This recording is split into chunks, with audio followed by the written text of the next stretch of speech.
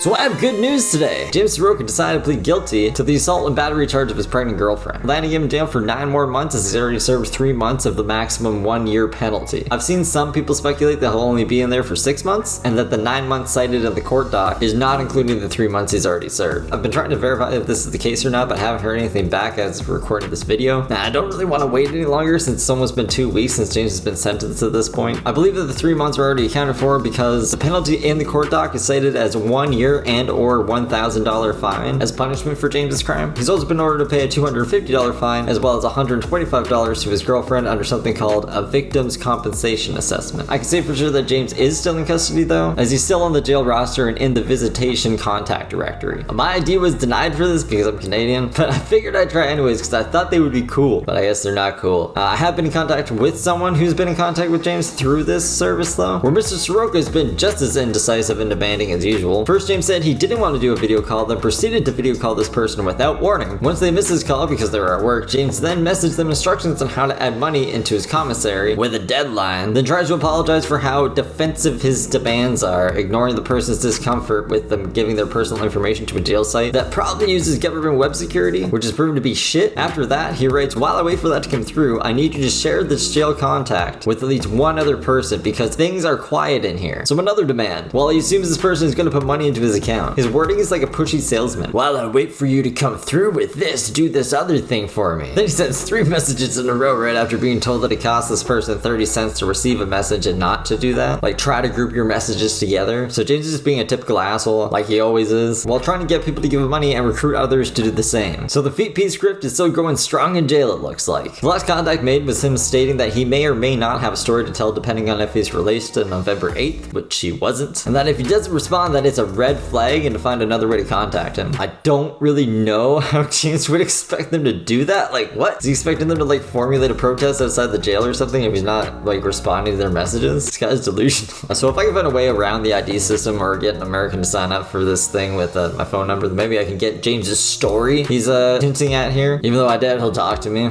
He'll probably just want to wait until he gets out to tell his own story because that's what he was doing before. Before he was even in jail, he was getting mad at people telling his story because he wanted to gain the most money off of it. Part of the reason you have a lack of information on my story is it is in respect to the privacy of a lot of people and also the revealing of the story at an appropriate rate that is the healthiest for everyone. As it unveils, my goal is that there's as little damage as possible and as little court, if not, how about zero, for anybody. Getting back to the initial charge, it doesn't appear like James's case was ever presented in front of a jury or went to trial, which is probably why Saroka decided to plead guilty last minute, because he realized the extent of evidence they had against him, as well as everything said in court being documented, which would no doubt be used against him and would be publicly accessible. And on top of that, he would be found guilty either way, so he might as well be found guilty and mitigate any damage to his public image, which at the end of the day I think is all he cares about. So it's disappointing that we couldn't get to see a trial where James stood in front of a jury to try to justify why he hit his girlfriend and all the other stuff, but at least he's not getting away with it this time. I also find it interesting that he decided to change his lawyer up last minute to a fellow named Jesse T. Muth Esquire? Jesse T. Muth Esquire. Yeah, that's a name for sure. Who describes himself as pretty awesome, which I'll have to take his word for, at least for now, until I can actually talk to this guy. I will say his handwriting is something to be desired though, as it states that he filled out this whole form on behalf of Saroka. Like I said before, as much as I would love to have had a trial by jury against Saroka documented, if this guy was the one to convince him to plead guilty and get him put away for as long as possible, I'd say he's pretty awesome for now. It's also cited that Josh's niece, Tiffany's victim impact statement was read and acknowledged by the judge in court. I guess we'll never know what pieces of evidence were actually going to be used in the trial now either, as well as what the summoned witnesses would have testified to. So in a way, James dodged a bullet because he can now take control of the narrative to anyone who's naive enough to listen to him. This is gonna sound cynical, but I don't think people like James are capable of change. Over the years, I've seen him get multiple opportunities to pull himself out of the hole he's dug himself into, only to throw them all away, and only get worse over time. So, like, I couldn't imagine Jim's life getting worse than when he was crying in that tent and he was homeless. But all I want to do is get back to normal. You guys have no idea how afraid I was. I am pretty darn tough. You guys don't even know. Because you hear me cry. Well, at the same time, though, you know what I mean? I still have feelings. And right now, I am just scared. And I'm so tired of being so scared all the time. And I'm asking for anybody that would be willing to help us. just to get on our feet.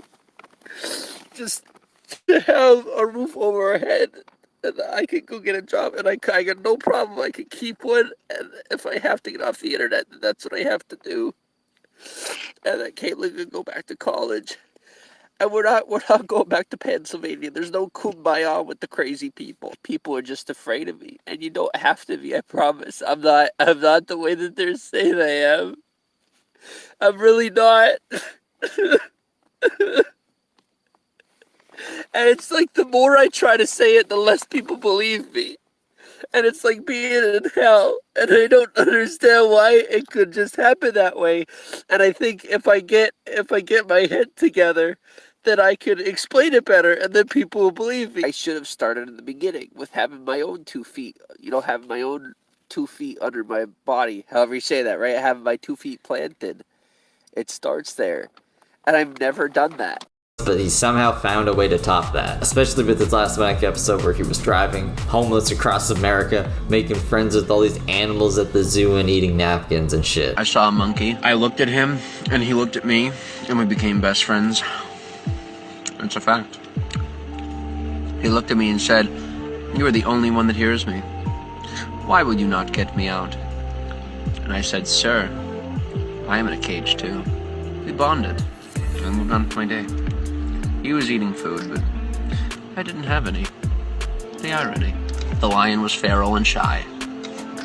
And that was a bit disappointing because I wanted to see the lion and spend time with the lion and befriend the lion and maybe clean his teeth with my fingers. He thought it was Dr. Doolittle. So when he does come back, I'll be here to let any trusting, impressionable people know just how much of a piece of shit this guy really is, and why they would be better off giving their money to ISIS rather than James Saroka. Probably.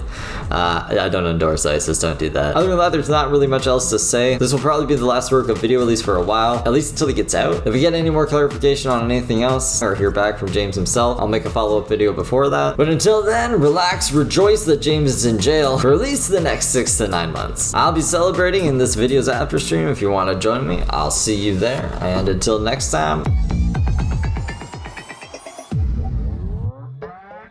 I got scammed. I will tell you, if nothing happens to me at all, that is the only proof that you will have that I was not scammed. If people try to take me to jail, it's a scam. If people try to take me to court for money, it's a scam. I was scammed.